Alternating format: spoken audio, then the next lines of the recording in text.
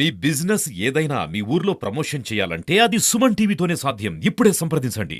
Hi అండి, అందరికీ నమస్తే. Welcome to Suman TV. నేను మీ కామ్. ఈరోజు పల్నాడు జిల్లా వినుకొండ ప్రాంతంలో ఉన్నాము. వినుకొండ పట్టణంలోని జూలై 6వ తారీఖున జరిగే తొలేకాదశి ఉత్సవాలకు భక్తులకు ఎలాంటి సౌకర్యాలు అందించబోతున్నారు అనేసి ఎంఆర్ఓ గారి మాటల్లో అడిగి తెలుసుకునే ప్రయత్నం చేద్దాం రండి.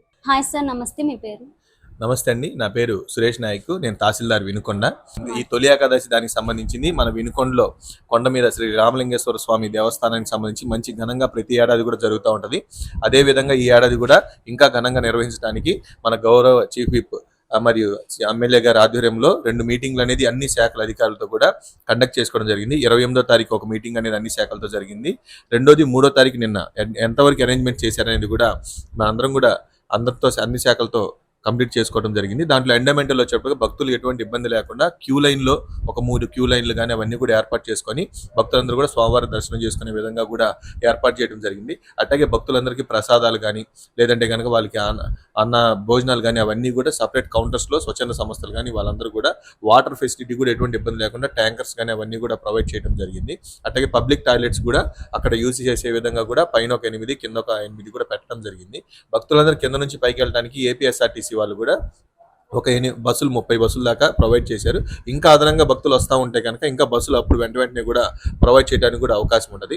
కింద నుంచి పైకి వెళ్ళడానికి ఒక 40 రూపాయలు ఛార్జెస్ అనేది పెట్టడం జరిగింది. ఆ కౌంటర్స్ కూడా టికెట్ కౌంటర్స్ కూడా కింద ఏర్పాటు చేశాము. అట్లాగే ఒక కంట్రోల్ రూమ్ కూడా ఏర్పాటు చేయడం జరిగింది.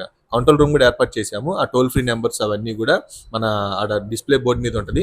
ఎవరికైనా ఏమైనా అసౌకర్యం కలిగినా ఏమైనా సరే వెంటనే దానికి వాట్సాప్ కాల్ ద్వారాగా చేయొచ్చు. ఒకవేళ ఫోన్ సిగ్నల్ కలగకపోతే వాట్సాప్ ద్వారా కూడా కాల్ చేయడానికి కూడా అవకాశం ఉండే విధంగా కూడా చర్యలు తీసుకున్నాము.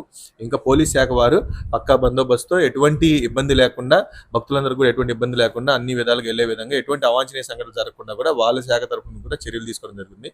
మున్సిపల్ శాఖ వారు అయితే మొత్తం క్లీనింగ్ కానీ అవన్నీ కూడా చాలా పకడ్బందీగా మొత్తం బారికేటింగ్ అవన్నీ కూడా పక్కాగా ఏర్పాటు చేసి అన్ని శాఖల తరఫున కూడా భక్తులు ఎవరికి ఇబ్బంది లేకుండా అందరు కోఆర్డినేషన్తో చేసే విధంగా మన గౌరవ చీఫ్ విప్ గారు అందరికీ ఆదేశాలు ఇవ్వడం కూడా జరిగింది. కాబట్టి ఆ విధంగా కూడా ముందుకెళ్తున్నాం. అందరూ కూడా పబ్లిక్ మళ్ళీ రెవెన్యూ డివిజనల్ అధికారి గారు కానీ కలెక్టర్ గారు కూడా ఆదేశాలు వీళ్ళందరూ ఆదేశాలు ఇవ్వడంతో ముందు అందరూ అధికారులు కూడా స్పందించి ప్రతి ఒక్క కార్యక్రమం కూడా మంచిగా జరిగి భక్తులు ఎవరికి ఇబ్బంది లేకుండా ముందుకెళ్తుందని మీ అందరికీ తెలియజేస్తున్నాం. భక్తులందరూ కూడా స్వామివారి దర్శనం మంచిగా చేసుకొని వెళ్ళాలని అందరూ కోరుకుంటూ సెలవు తీసుకున్నాం. Thank you.